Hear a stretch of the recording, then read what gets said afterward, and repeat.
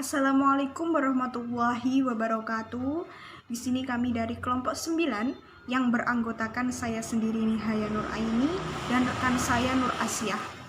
Kelompok kami di sini akan membahas mengenai langkah-langkah pengembangan kurikulum PAI. Nah, sebelum kita mengetahui apa saja langkah-langkah pengembangan kurikulum PAI, sebaiknya kita harus mengetahui apa pengertian langkah-langkah pengembangan kurikulum. Langkah-langkah pengembangan kurikulum adalah suatu usaha untuk merevisi, memperluas, dan mengadakan penyempurnaan terhadap kurikulum yang telah ada dengan tahapan yang sistematis untuk mencapai tujuan pendidikan. Mekanisme pengembangan kurikulum PAI harus melalui beberapa tahapan. Ada 7 tahapan. Yang pertama yaitu studi kelayakan dan kebutuhan. Tahap yang kedua yaitu penyusunan konsep awal perencanaan kurikulum. Tahap yang ketiga yaitu pengembangan rencana untuk melaksanakan kurikulum. Tahap yang keempat yaitu pelaksanaan uji coba kurikulum di lapangan. Tahap yang kelima yaitu pelaksanaan kurikulum. Tahap yang keenam yaitu pelaksanaan penilaian dan pemantauan kurikulum. Tahap yang ketujuh atau yang terakhir yaitu pelaksanaan perbaikan dan penyesuaian atau biasa disebut dengan evaluasi. Selanjutnya yaitu organisasi dan prosedur pengembangan kurikulum.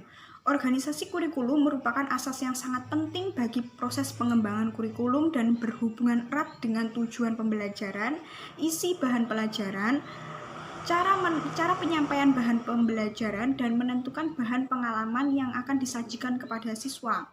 Organisasi kurikulum menunjukkan peranan guru dan peserta didik yang terlibat aktif dalam proses perencanaan kurikulum.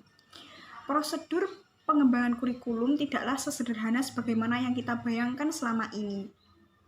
Pengembangan kurikulum ternyata mempunyai rambu-rambu yang harus dipatuhi dengan seksama.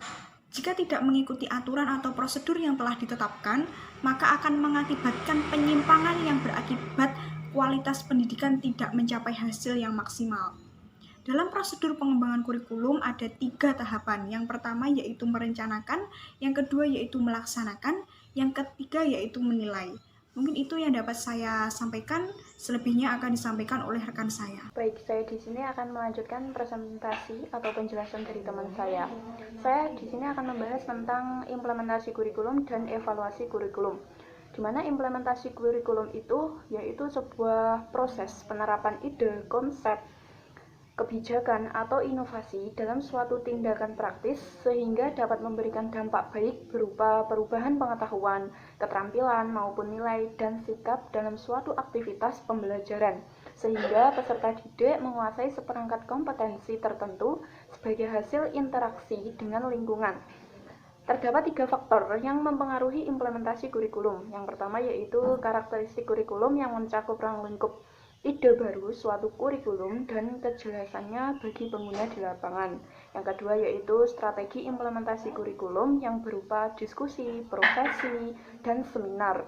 Yang ketiga yaitu karakteristik pengguna kurikulum yang berupa pengetahuan dan keterampilan. Yang terakhir yaitu evaluasi kurikulum. Evaluasi kurikulum itu yaitu suatu proses untuk mengetahui nilai dan efektivitas tingkat pencapaian tujuan, baik tingkat nasional, regional, sekolah, juga pada tingkat kelas dan mata pelajaran. Tujuan dari evaluasi kurikulum ini sendiri yaitu untuk memeriksa kinerja kurikulum secara keseluruhan ditinjau dari beberapa aspek, yaitu efektivitas, relevansi, efisiensi, dan kelayakan program. Model-model dalam evaluasi kurikulum ada 3. Yang pertama yaitu model diskrepansi, yang kedua yaitu model containance, yang ketiga yaitu model CIPP.